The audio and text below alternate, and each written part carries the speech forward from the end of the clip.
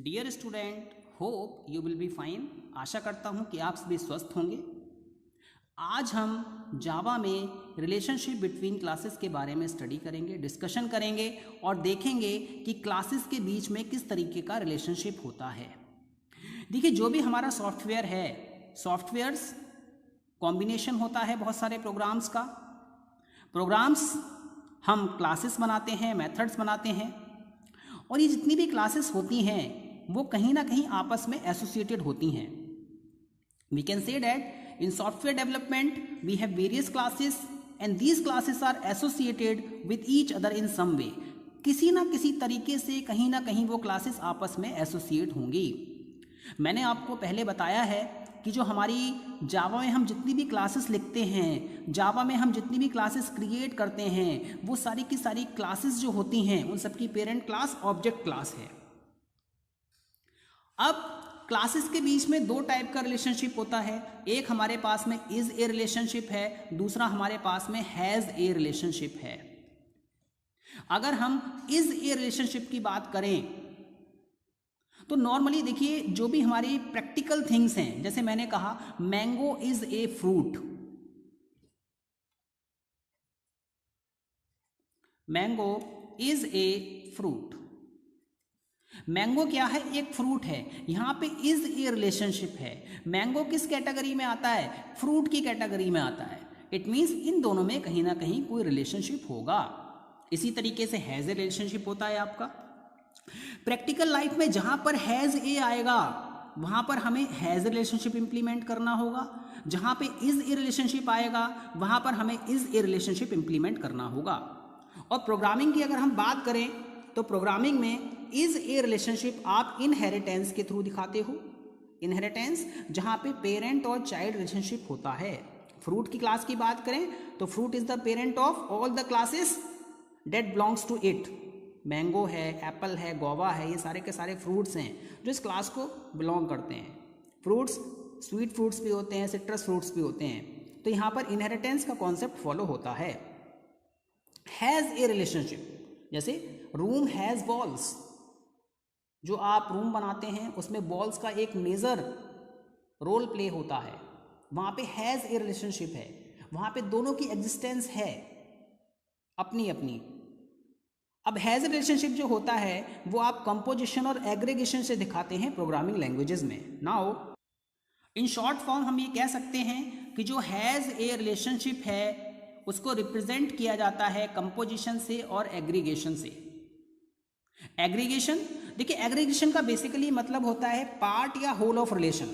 या तो कुछ पार्ट उसमें बिलोंग कर रहा होगा या पूरा का पूरा पोर्शन ही उस क्लास को बिलोंग करेगा।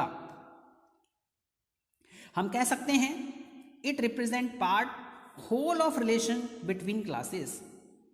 इन this case of aggregation, existence of one part does not depend on the existence of whole और vice versa। एग्रीगेशन में किसी एक पार्ट की एग्जिस्टेंस दूसरे पार्ट पे डिपेंड नहीं करती है, दोनों की अपनी अपनी एग्जिस्टेंस होती है। अगर किसी एक पार्ट को हम वहाँ से हटा दें तो दूसरे की अपनी एग्जिस्टेंस रहेगी, वो डिस्ट्रॉय नहीं होगा। इस रिलेशनशिप को हम वीक रिलेशनशिप भी कहते हैं। जैसे एग्जाम्पल के लिए मैं कहूँ है रूम हैज़ फैंस। रूम में फैन है, आप फैन को वहाँ से हटा दीजिए, रूम की अपनी एग्जिस्टेंस रहेगी। इन दोनों की अपनी इंडिपेंडेंट एग्जिस्टेंस है। ऐसा नहीं है कि आप रूम को हटा देंगे तो फैन डिस्ट्रॉय हो जाएगा या फिर फैन को हटा देंगे तो रूम डिस्ट्रॉय हो जाएगा। दोनों का अपना अपना बिहेवियर है, दोनों की अपनी अपनी एग्जिस्टेंस है। नाउ स्टूडेंट्स, अब हम बात करते हैं कंपोजिशन की। देखिए एग्रीगेशन की अगर मैं बात करूं तो एग्रीगेशन में जो रिलेशनशिप था वो आपका वीक रिलेशनशिप था। बट कंपोजिशन की अगर हम बात करें तो कंपोजिशन में स्ट्रॉन्गर रिलेशनशिप होता है क्लासेस के बीच में। यहाँ पर दोनों की एग्जिस्टेंस इंडिपेंडेंट नहीं है, दोनों एक दूसरे पे डिपेंड करते हैं। अगर आप किसी एक थिंग को हटाएंगे तो दूसरी थिंग मीनिंगलेस हो जाएगी। फॉर एग्जाम्पल, हम कह सकते हैं रूम हैज़ वॉल, रूम में वॉल्स हैं, अगर आप वॉल को हटा दीजिए तो रूम की कोई भी एग्जिस्टेंस नहीं रहेगी। इट मीन्स वॉल है तो रूम है, रूम है तो वॉल है, इन दोनों की एग्जिस्टेंस एक दूसरे पे डिपेंड करती है, इसलिए यहाँ पर कंपोजिशन कहा गया। कंपोजिशन का बेसिकली मीनिंग में ये होता है composite, that is in stronger relationship, जहाँ पर स्ट्रॉन्गर रिलेशनशिप होता है। It represent stronger has a relationship between two things, ये दोनों थिंग्स के बीच में स्ट्रॉन्गर रिलेशनशिप दिखाता है। If one thing is composed of another, कोई एक चीज किसी दूसरी ऑब्जेक्ट से, थिंग से मिलकर बनी होगी तो वहां पर कंपोजिशन रिप्रेजेंट हो रहा होगा। नाउ स्टूडेंट्स, मोस्ट इंपॉर्टेंट बात यह है कि यहां पर एग्जिस्टेंस अलग अलग नहीं है।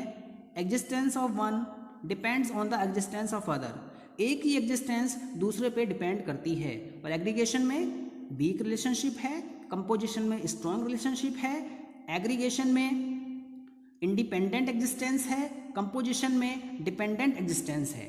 अब हैज़ ए रिलेशनशिप आप किस तरीके से इंप्लीमेंट करेंगे प्रोग्रामिंग में? The has a relationship between classes is implemented with the help of composite object होते हैं और नेस्टेड ऑब्जेक्ट्स होते हैं। कंपोजिट ऑब्जेक्ट्स, नेस्टेड ऑब्जेक्ट्स, इन दोनों कॉन्सेप्ट्स को हम स्टडी करेंगे। ठीक है, तो students, inheritance, inheritance parent child relationship जहां पर एग्जिस्ट कर रहा होता है उसे हम इनहेरिटेंस कहते हैं।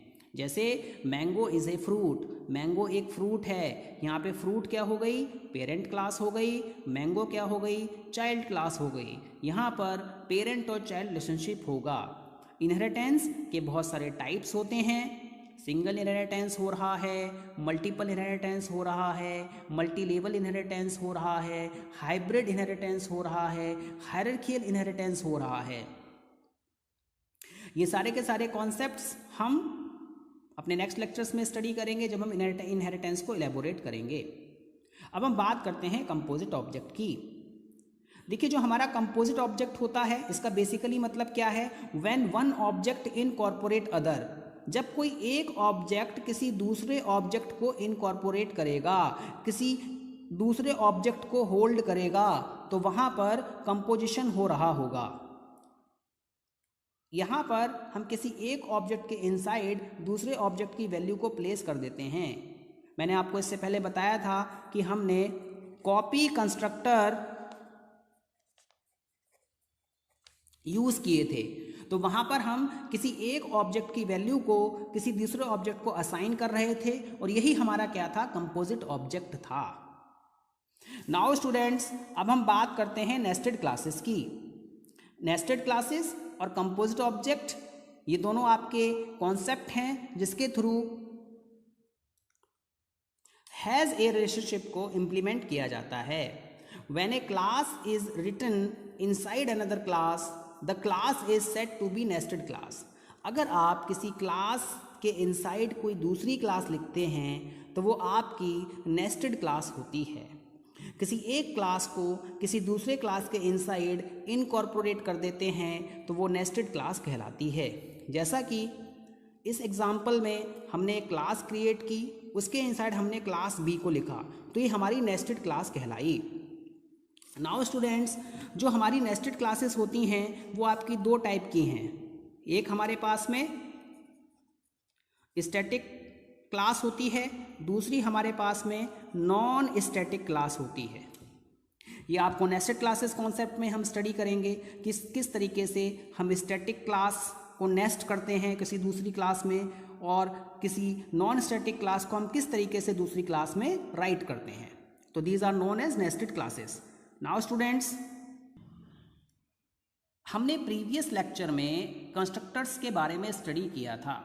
देखिए, ऐसे बहुत सारी चीज़ें हैं, जैसे हमने स्टैटिक इनिशियलाइजर ब्लॉक बनाया, उसका बेसिक पर्पस क्या था? स्टैटिक डाटा मेंबर्स को वैल्यू प्रोवाइड कराना, क्योंकि स्टैटिक मेंबर्स जो होते हैं वो आपके पहले लोड होते हैं और जो हमारे इंस्टांस मेंबर्स होते हैं वो बाद में लोड होते हैं मेमोरी में। अब हमारा एक इम्पॉर्टेंट कॉन्सेप्ट है इसी में, एनोनिमस ब्लॉक। देखिए, एनोनिमस जिसका कोई नाम ना हो।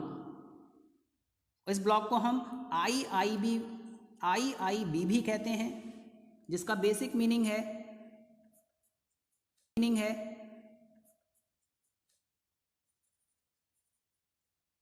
इंस्टांस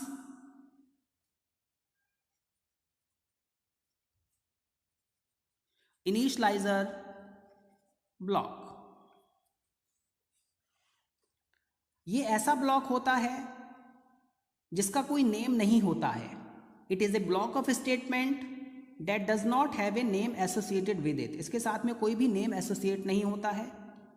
एक्चुअली में एनोनिमस ब्लॉक एक फैसिलिटी है जो कि जावा डेवलपर्स को दी गई है जावा कंपाइलर के through. At the time of compilation, जब प्रोग्राम का कंपाइलेशन करता है कंपाइलर, तो जो भी स्टेटमेंट आप एनोनिमस ब्लॉक में लिखते हैं वो कंस्ट्रक्टर के बिगिनिंग में चली जाती हैं। इसका एक प्रॉपर यूज है। ऐसा क्यों किया जाता है? देखिए, हमें कोड को कॉम्पैक्ट करना है, हमें कोड को कॉन्साइज करना है, हमें बार बार ऐसी स्टेटमेंट्स को नहीं लिखना है जो कि रिपीट होती हैं। तो सपोज अगर कंस्ट्रक्टर में कुछ बहुत सारे कंस्ट्रक्टर आपने क्लास में बनाए और वहाँ पे कुछ रिपीट हो रहा है, तो आप उसको एनोनिमस ब्लॉक में रख दीजिए। It means it is used by the programmer to define statement common to all constructor. ऐसे कंस्ट्रक्टर जिसमें बहुत सारी वैल्यूज़ कॉमन आ रही होंगी, उनको हम एक सेपरेट ब्लॉक में रख देंगे और यही हमारा ब्लॉक क्या कहलाएगा? एनोनिमस ब्लॉक कहलाएगा। इसका सिंटेक्स क्या है? आपको क्रिएट करना है एक सेपरेट ब्लॉक, उस ब्लॉक का आपको कोई भी नेम नहीं देना है। नाउ अब हम एक प्रोग्राम देखते हैं जिसकी हेल्प से हमें और अंडरस्टूड होगा कि एनोनिमस ब्लॉक का कॉन्सेप्ट क्या है। नाउ स्टूडेंट्स, हमने एक क्लास ए बनाई जिसमें हमने 2 वेरिएबल लिए। देखिए, एनोनिमस ब्लॉक इन वैल्यूज़ को इनिशियलाइज करने के काम में आते हैं। आप यहाँ पर a = 5, b = 6 भी मेंशन कर सकते हैं। नाउ स्टूडेंट्स, ये मेरा पहला ब्लॉक है IIB block 1, instance initialiser block 1। दूसरा मैंने एनोनिमस ब्लॉक बनाया जिसमें मैंने ब्लॉक 2 लिखा। इसके बाद मैंने कंस्ट्रक्टर क्रिएट किया, मैंने लिखा कंस्ट्रक्टर कॉल्ड। इसके बाद में एक मैंने और एनोनिमस ब्लॉक बनाया जिसमें मैंने लिखा ब्लॉक 3। मेन मेथड बनाया, इस क्लास का ऑब्जेक्ट बनाया। जैसे ही आप ऑब्जेक्ट बनाएंगे, अब यहाँ पे आपका आउटपुट क्या आना चाहिए? देखिए,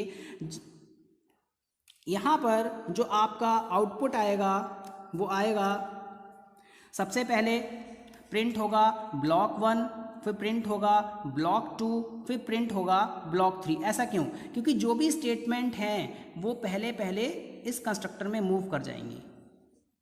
जो भी कॉमन स्टेटमेंट्स होती हैं, जो भी आप स्टेटमेंट इंस्टांस इनिशियलाइजर ब्लॉक में लिखते हैं, वो सारी स्टेटमेंट कंस्ट्रक्टर में मूव कर जाती हैं और ये सबसे पहली स्टेटमेंट होती हैं।